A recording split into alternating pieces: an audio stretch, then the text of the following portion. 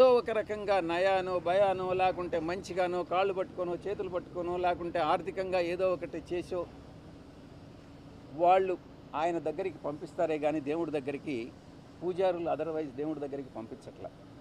ఇది జరిగేటటువంటిది. ఈ చెప్పేటటువంటి ఒక నాయకుడు అన్నటువంటి వాడు ఈ చెప్పుడు మాటలను నమ్మకూడదు. చెప్పుడు మాటలను నమ్మితే నాయకుడు నష్టపోతాడు, ప్రజలు నష్టపోతారు, పార్టీ నష్టపోతుంది. ఇక్కడ జరిగేటటువంటిది అదే.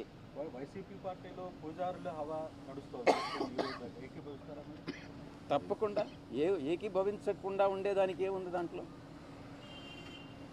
ఈ కోటరీ వల్లనే నేను ఆయనకి దూరం అయ్యా.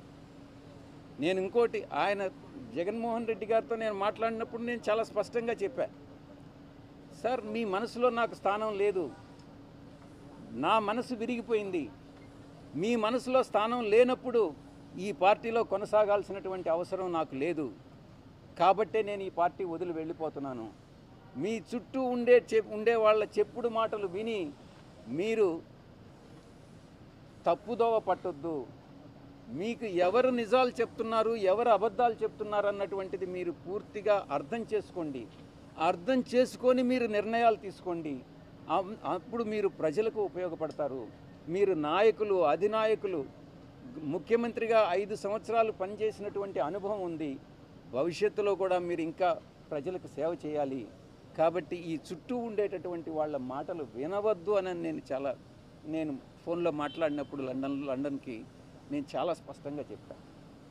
నా మనసు విరిగిపోయింది కాబట్టే నేను పార్టీ నుంచి బయట వచ్చాను.